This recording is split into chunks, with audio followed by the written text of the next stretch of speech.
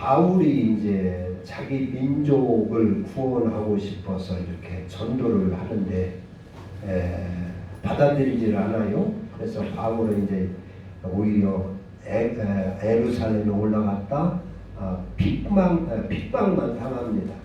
그래가지고 이방 나라로 이렇게 피신을 하면서 복음을 전하고 하는데 이방 민족들은 또 잘 믿어요. 그래서 이게 왜 유대인들은 복음을 거절하는가?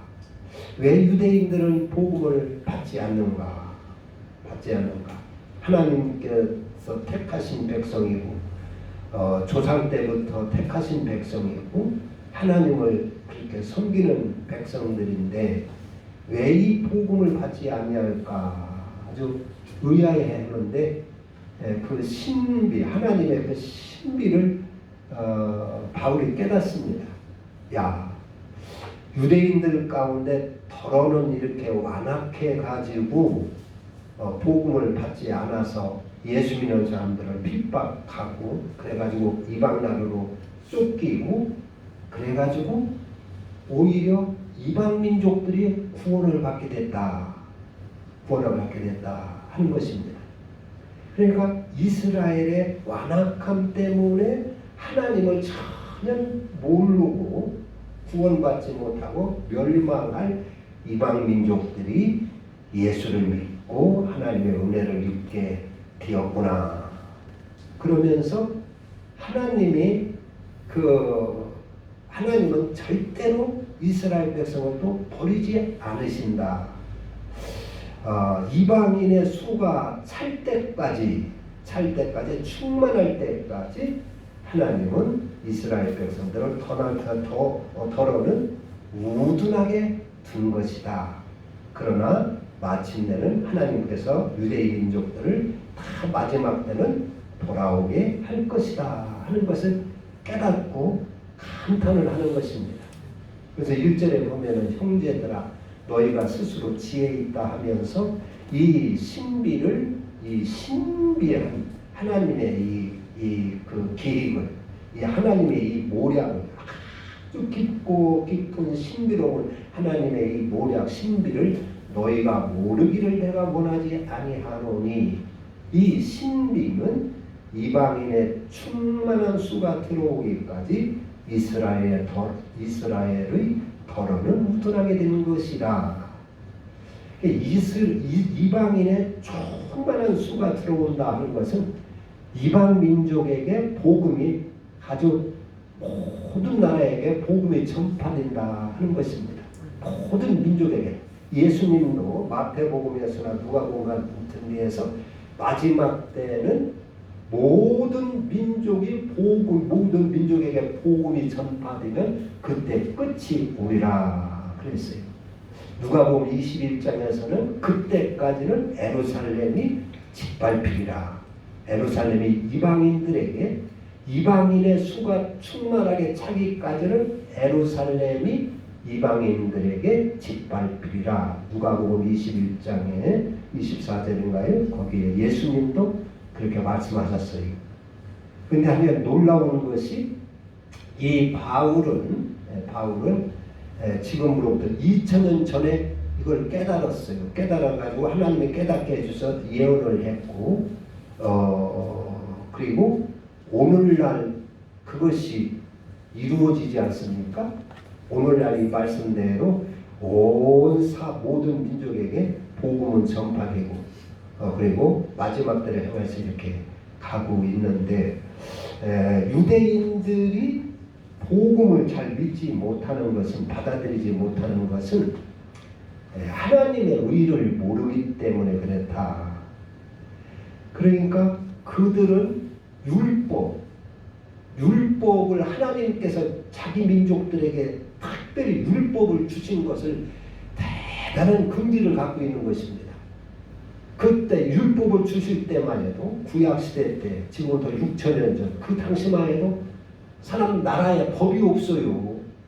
아무 법이 없고 그냥 뭐 이렇게 사는데 다스려지는데 법이 없으니까 뭐 특별한 그 질서가 없는 거지요. 그냥 야국 강식적이고 강한 나라가 약한 나라 뭐 침략하고 약탈을 하고 강한 사람이 뭐 약한 사람들 빼앗고 도둑질하고 뭐 살인도 막 저지르고 그런 그 시대인데 하나님 이스라엘 백성들의 율법을 주셨습니다. 돌 위에다가 십계명을 다 기록해 주셨습니다. 그 대단한 긍지지요. 법이 하나 있다, 본문이 하나 있다 하는 것은 놀라운 긍지입니다. 하나님이 우리를 이렇게 다스리고 우리를 지키시고 하나님이 함께하는 백성이고 택한 백성이다 하는 그 긍지가 이게 대단하지요. 그래서 이스라엘 백성들은 유대인들은 율법 하나만 지키면 참 거룩한 줄 알았어요. 율법 하나만 지키고 그대로 살면 이거는 뭐 모든 하나님이 사랑하고 그렇게 하면 가장 또 잘 사는 것이고 거룩하고 그렇게 하면 하나님 자녀가 되는 것이고 율법만 지키면 구원받는 것이고 율법만 지키면 그 하나님의 자녀로서 부족함이 없다 생각을 했습니다. 그래서 율법을 철저히 지켰는데 그런데 바울은 이제 그걸 율법과 복음을 깨닫는 것이지요. 깨달아 가지고 이제 전하는데 우리가 신앙생활을 제대로 이렇게 잘 하려면 신앙생활을 수준 있게 하려면 율법과 복음을 잘 분별할 수 있어야 됩니다. 근데 대개 이제 율법은 행위를 중요시하는 것이다. 행위로 구원받으려고 하는 것이 율법이다. 이렇게 알고 있어요.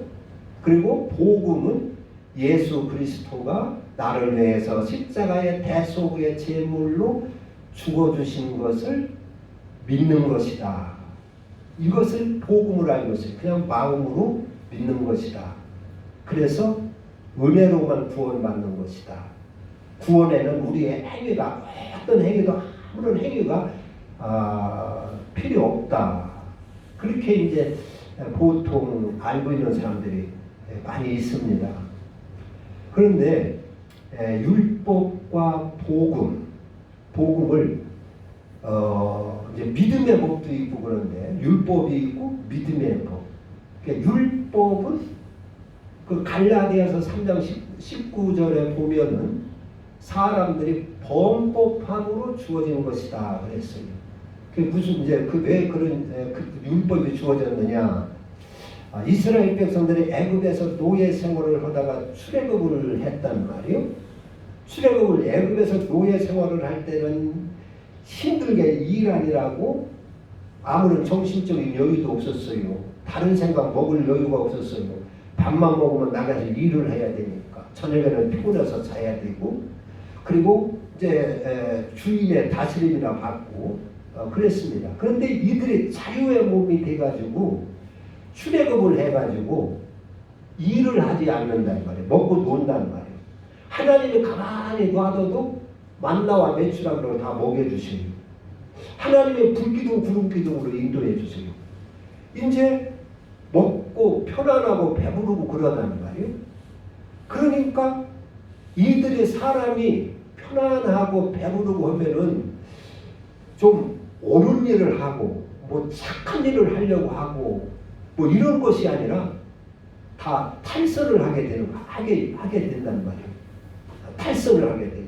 도둑질도 하게 되고 배부르니까 싸우기도 하고 말이에요. 좋은 것도 하니까 탐내기도 하고 뭐 도둑질도 하고 살인도 하고 그런단 말이에요. 우상숭배는 아브라함 때부터 뭐 많이 있지요. 아브라함의 아버지 데라가 우상 장사를 하지 않습니까? 그러니까 우상 숭배도 하고 하나님을 섬기면서 우상 숭배가 그래서 야곱이 하란에서 자기 외갓집에서 나올 때도 없고 우상 같은 것들 많이 들고 나왔지 않습니까? 그 아내들이 그래서 그걸 숲곳에서 이렇게 다 청산을 하고 그런 일도 있고 그러니까 하나님만 섬기는 것이 아니라 우상에 자꾸 빠지는 것이 우상을 섬기고 그리고 음행을 저지르고 뭐 싸움박질하고 그런단 말이에요. 그러니까 그렇게 하다가는 하나님의 진노를 받아가지고 하나님의 진노를 받아가지고 애굽 가나안 땅에 들어가지도 못하고 다 망하게 생긴 거예요. 죄를 짓다가 다 망하게 생긴 거예요. 그러니까 모세가 하나님 앞에 간구하고 이 백성을 어떻게 하십니까? 간구하고 하니까 하나님께서 모세를 불러가지고 율법을 주신 겁니다. 십계명을 주신 것입니다. 그래서 십계명은 그전에 없던 것을 하나님이 갑자기 이렇게 주신 것이 아니라 지금까지 많이 빠져있던 것들을 그 생활 가운데 있던 것을 하나님이 가장 필요한 것들 정리해서 주셨다 봐야 됩니다. 그러니까 살인을 찾고 가인이 아벨을 쳐 죽였잖아요. 에덴 동산부터 살인을 저질렀어요. 살인이 많아요. 강하니까 깼다고 사람 속상하다고 싸우고 죽이고만 그런단 말이에요. 그러니까 살인하지 말라, 도둑질하지 말라. 그 주위에 많이 있던 그런 불문 그런 율들, 규례들, 율례들 이런 것들을 하나님께서 정리해서 십계명으로 이렇게 정리해서 주셨다고 봐야 될 것입니다. 그래서 십계명을 지켜가지고는 구원을 받을 수가 없다는 것입니다. 그런데 유대인들은 복음을 전하면은 십계명을 지키면 그 율법을 지키면 자기들이 최고 잘하는 줄 아는 거예요. 최고 거룩한 줄 아는 거예요. 하나님 앞에 최고 바로 선한 줄 아는 것이요. 그러나 율법을 해가지고는 율법을 지켜가지고는 영혼이 바로될 수가 없어요. 율법을 안만 지켜도. 왜 그러냐면 왜 살인죄를 저지르지 않습니까? 살인하지 말라 했는데 왜 살인하지 않느냐? 살인하다가는 붙들려서 감옥에 가게 생겼단 말이에요.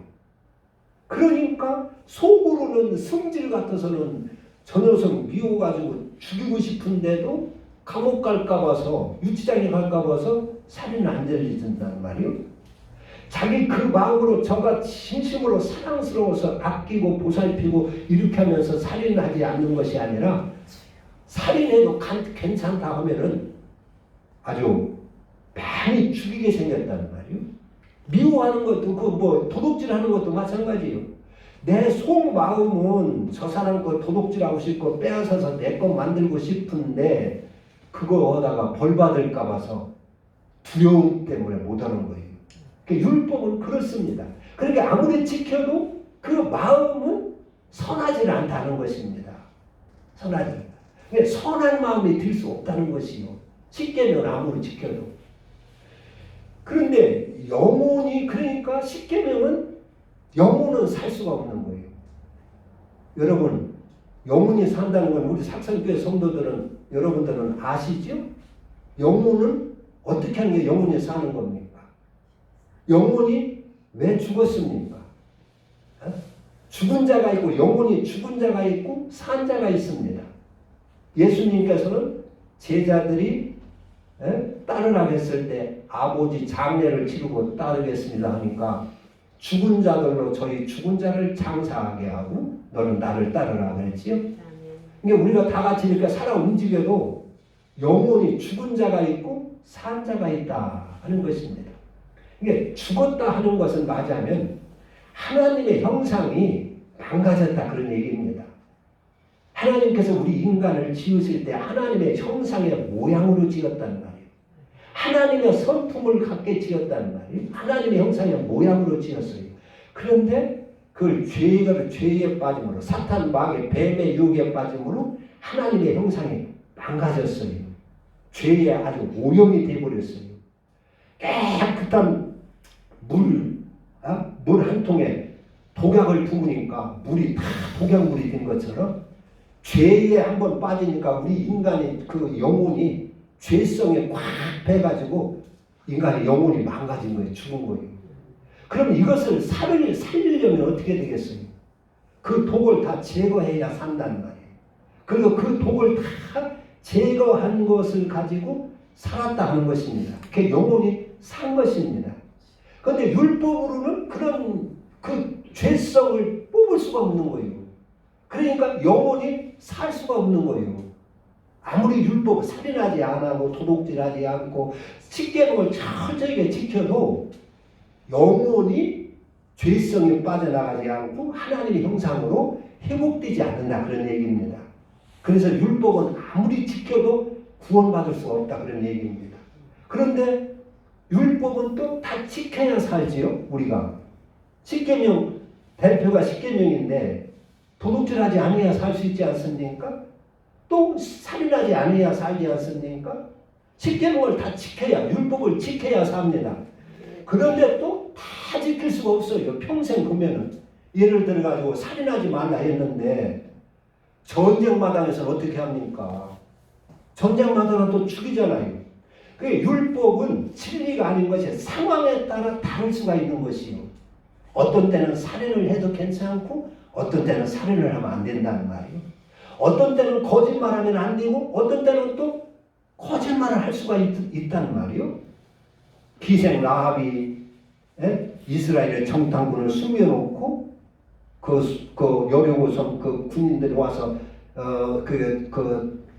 침문을 할 때 나 모른다고 이미 다 떠나서 저 성 밖으로 갔다고 한 것처럼 어떤 때는 거짓말을 할 수도 있고 어떤 때는 거짓말을 안 되고 상황에 따라서 다를 수가 있다 그런 얘기입니다. 그래서 율법은 진리라고 하지를 않는 것이 그러나 복음은 진리입니다. 복음은 이 믿음의 법은 그래서 율법은 아버지와 아들의 법이 아니에요. 본토 친척 아비집을 떠나라 이런 것이 율법에는 없습니다. 방주를 지으라 그런 것은 율법에는 없습니다. 네 본토 친척 아비집을 떠나라 이건 율법에는 없습니다. 너도 선한 사마리아처럼 가서 강도만한 네 이웃을 보살펴라. 그런 건 율법에는 없습니다. 복음입니다. 이 복음은 믿음의 법입니다. 아버지와 아들 사이의 법입니다. 믿지 아니하면 할 수가 없는 것이요. 믿어야 순종하고 따를 수 있는 것이 그 복음입니다. 그러니까 하나님께서 아브라함에게 네 본토 친척 아비집을 떠나라 했어요. 그것을 하나님을 믿어야 떠나지 믿지 아니하면 떠날 수가 없다 그런 얘기입니다. 그래서 이 복음은 믿음의 법입니다. 믿음으로 구원받는 것입니다. 믿음으로. 그래서 하나님을 아버지로 믿고 하나님을 나의 조물주로 믿고 구세주로 믿고 하기 때문에 본토 친척 모든 것을 다 버려두고 떠날 수가 있는 것입니다. 방주를 지으라 했을 때도 믿음이 있어야 방주를 짓지 믿음이 없으면 방주를 지을 수가 없어요.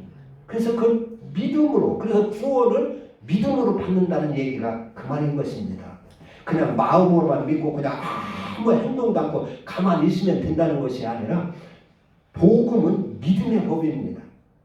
하늘나라를 믿지 아니하고 그리스도를 믿지 아니하면 할 수가 없는 것이 복음입니다. 그래서 이 복음, 율법은 그래서 형벌 때문에 지킨다. 형벌 받을까봐 두려워서 율법은 지킨다 해서 형벌의 법이라 하고 두려움의 법이라 하는 것이 두려움, 자유가 없어요. 그러나 복음은 진리입니다. 이 복음은 우리가 이 땅에 살았을 때도 그 복음으로 살아야 되고 저 하늘나라에 가서도 그 복음 진리로 살아야 됩니다. 그럼 평생 우리가 지키고 살아야 할 그 삶의 도이기 때문에 진리라 하는 것입니다. 진리라. 그 진리가 복음이 그리스도지요.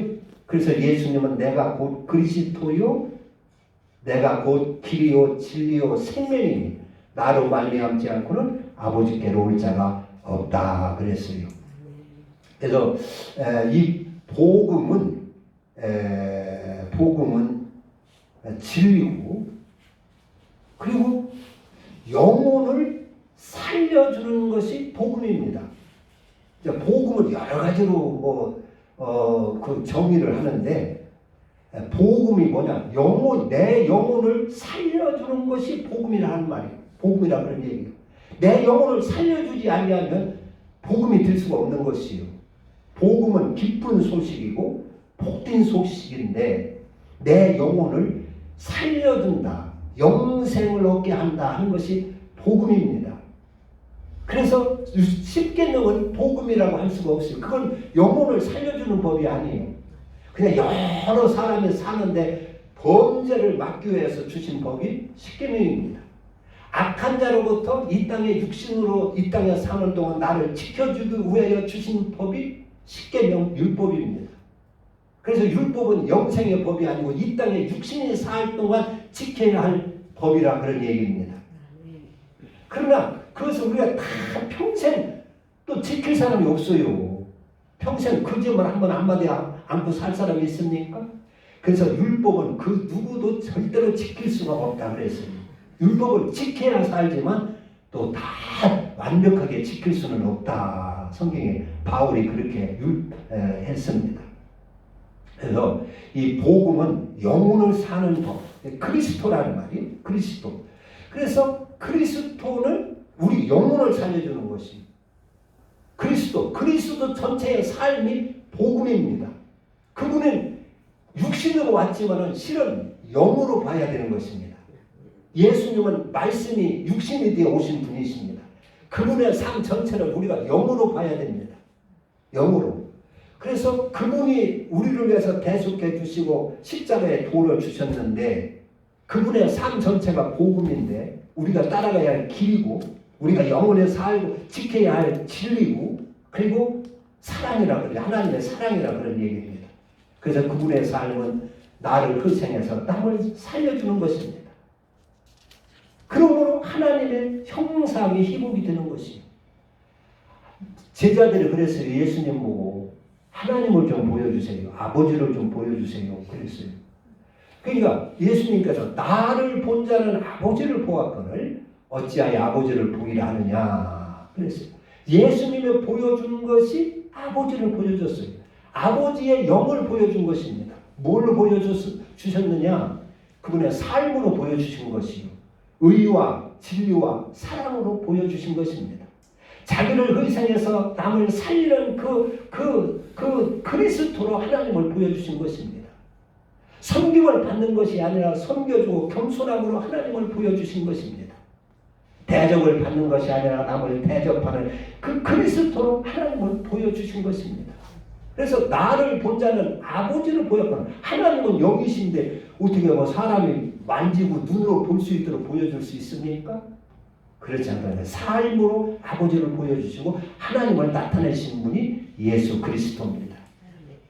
그래서 그 복음은 우리의 영혼을 살려준다. 우리 영혼을 죄성을 뽑고 거룩하게 하나님의 형상으로 회복시켜주는 것이 복음이고 그리스도다 그런 얘기입니다.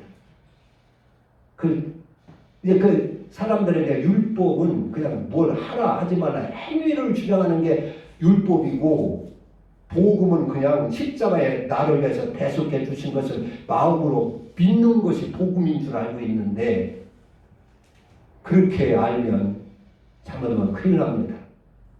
복음은 나를 살려줘. 그래서 그리스도로 인하여 내가 살아야 됩니다. 그리스도로 인하여 내가 죄성에 뽑아지고 하나님의 형상에 회복이 되어야 됩니다. 그런데 유대인들이 왜 복음을 전혀도 믿지를 않았느냐? 영혼을 보는 안목이 없는 거예요. 사는 것이 뭐고 죽는 것이 뭔가를 모르는 거예요. 영을 모르는 거예요. 영을 볼 줄 모르는 거예요. 예수를 믿으면서도 하나님을 섬긴다면서 속에 그 욕심이 꽉 차 있고 교만이 꽉 차 있어요. 유대인들이 도도해요. 그러면 그 영혼이 예수를 하나님을 섬긴다 하는데 욕심으로 꽉 차 있고 성질 고정으로 교만으로 꽉 차 있어요. 그럼 그게 하나님의 영입니까? 하나님의 모습입니까? 마귀의 모습입니까? 하나님의 모습이라고 할 수가 없잖아요. 하나님의 영이라 할 수 없잖아요. 예수를 믿으면서 슬슬 거짓말하고 남을 이용해 먹는단 말이에요. 그런데 이 자기는 내가 예수 믿으니까 하나님의 자녀지 그렇게 알고 있어요. 그러나 그 영이 예수 믿으면서도 거짓말 쓸쓸하고 남을 이용해 먹는 그 영이 하나님의 모습입니까? 마귀의 모습입니까? 그를 마귀의 자녀라고 해야 합니까? 하나님의 자녀라고 해야 합니까? 교회에 나와서 예배 드리니까 하나님의 자녀라고 해야 합니까? 그건 마귀의 자녀입니다. 그건 마귀 모습입니다. 마귀의 영이 아닌 하나님의 영이 아닙니다. 그래서 그리스도의 영이 없으면 그리스도의 사람이 아니라 그랬어요. 하나님의 자녀는 하나님의 영으로 인도받는 자가 하나님의 자녀라고 그랬어요. 그래서 너희가 서로 사랑하라. 사랑하라. 그러므로 모든 사람이 너희를 하나님의 자녀로 알아보리라 그랬어요. 화평케 하는 자는 복이 있나니 저희가 하나님의 아들이라 일컬음을 받으리라 그랬어요. 그러니까 예수를 믿으면 서로 화평하고 화목하고 화평을 이루고, 예수를 믿으면 십계명도 탐심을 부리지 말라고 했잖아요. 탐욕을 버리라고 했잖아요. 그런데 그 복음은 그래서 영혼이 살아야 복음인 것입니다. 여러 가지 아주 정의가 있는데 영혼이 살려주는 것이 복음이라 하는 것입니다. 그러니까 선한 사마리아 비유에서도 너도 가서 선한 사마리아인처럼 그렇게 네 이웃을 사랑하라.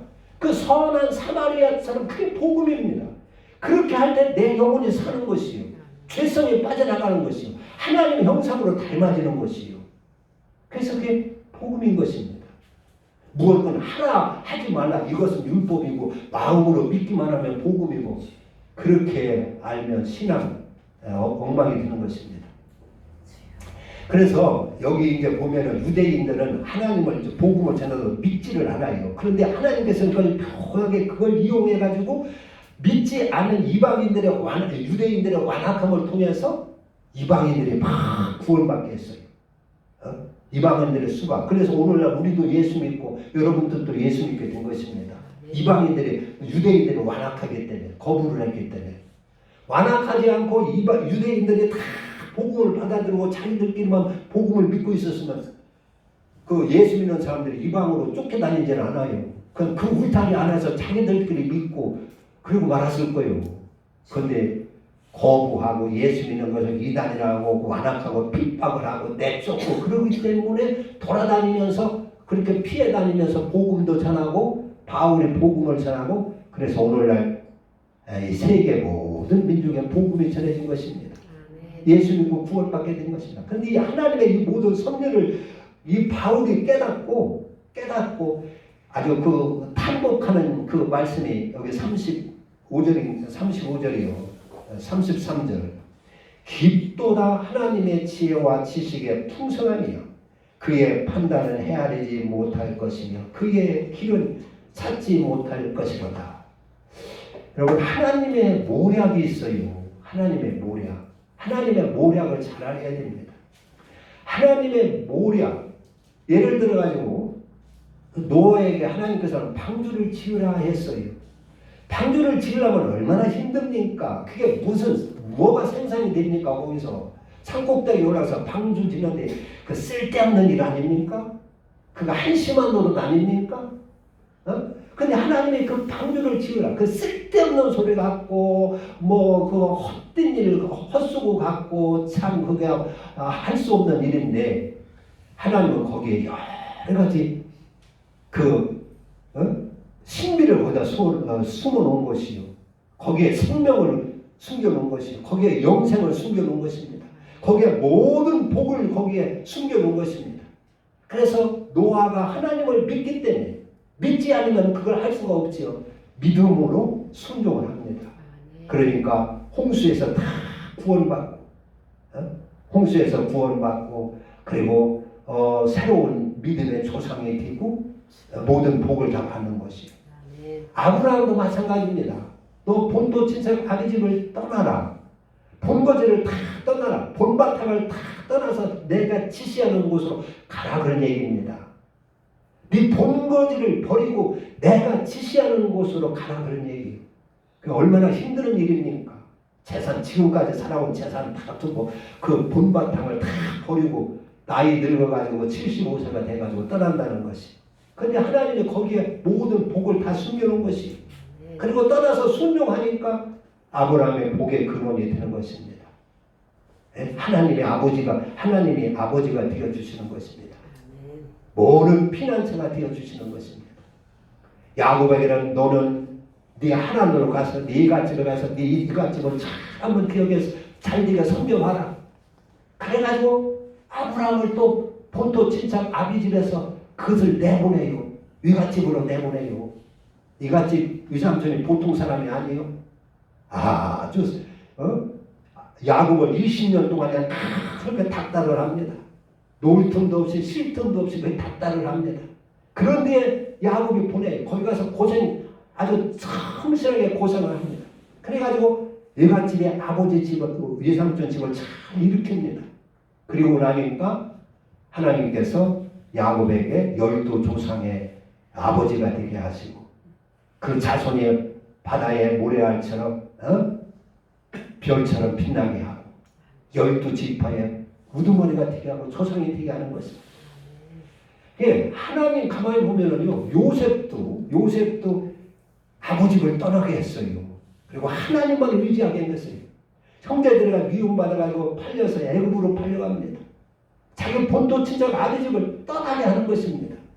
떠나게 해가지고 그리고 애굽에 거기에 순종하니까 거기에 애굽에 총리도 있고 부유도 있고 모든 복이 거기에 다 숨겨져 있는 것입니다. 그게 하나님의 모략입니다.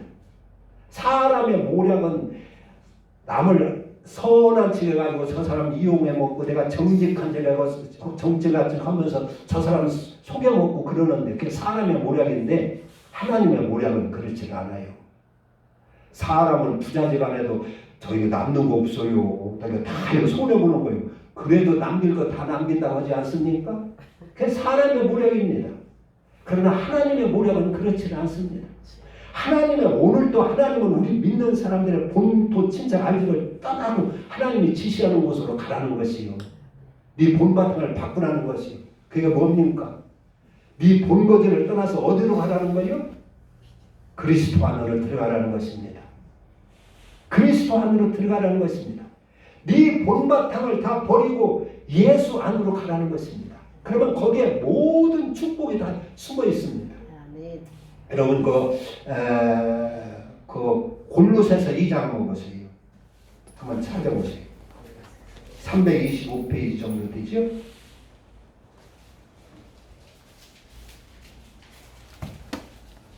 골로새서 2장 2절부터 보면 300 에베소, 빌립보, 골로새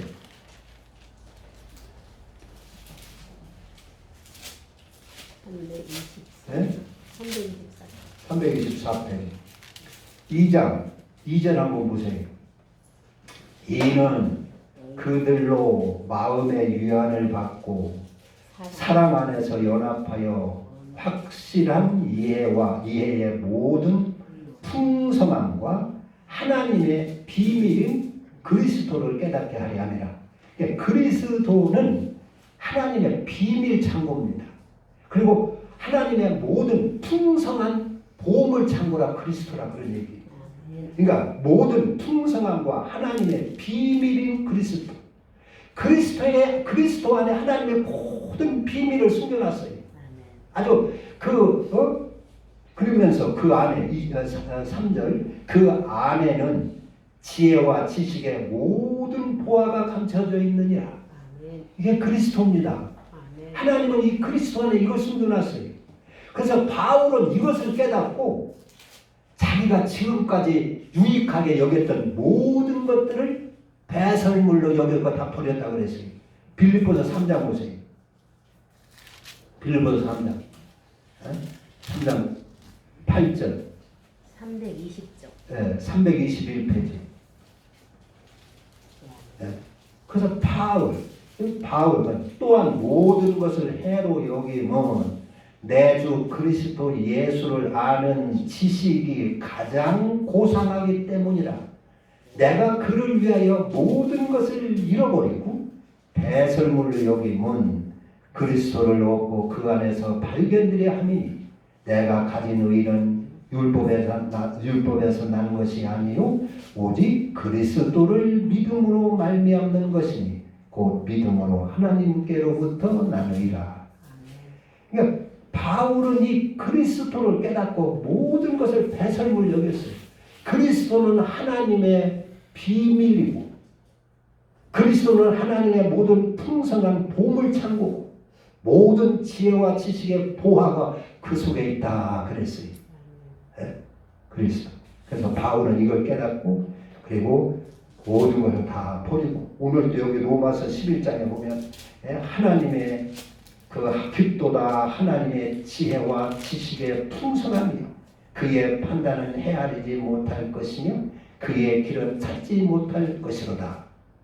그러니까 하나님께서 네 본토 친척 아비집을 떠나라 그 계명 속에 모든 축복을 담겨놓고 그것을 순종하여 믿음으로 순종하는 자에게 그 복을 다 받아 누리게 한 것처럼 노아에게 방주를 지으라 해놓고 그것을 순종할 때 구원의 그러한 생명을 거기에 숨겨놓은 것처럼 하나님께서는 이 그리스도 안에 모든 보호와 풍요함을 다 숨겨놓고 우리 보고 너희들 세상을 떠나서 그리스도 안에 들어오라는 것입니다. 이 안에는 모든 것이 다 있다 그런 얘기입니다. 이 안에는 영생도 있고 천국도 있고 생명도 있고 평안도 있고 풍성함도 있고 존귀함도 있고 다 있다는 것입니다. 이거를 예수 믿는 사람들이 이걸 깨닫고 이걸 경험해야 될 것입니다. 그런데 이걸 경험하지 못하니까 예수 믿으면서도 여전히 세상 붙들고 사는 것이요. 이걸 깨닫고 경험한다면 바울처럼 이거 완전히 딴 사람이 되겠지요. 새로운 사람이 되겠지요. 그래서 이 유대인들이 바울의 복음을 전해도 믿지 않는 것은 율법만 지키면 다인 줄 알고 있어요. 이 그리스도를 알지 못하고 이 하나님의 복음을 알지 못하고 영원히 사는 것이 뭐고 죽는 것이 뭔지 이걸 알지 못하기 때문에 그것만 고집을 하고 그리고 이방인들은 멸망받아 마땅한 짐승 취급을 한다는 말이에요. 그리고 예수 믿는 사람은 핍박을 한다는 말이에요. 몰라서 복음이 뭐고 그리스도가 뭐고 그 비밀을 알지 못하니까.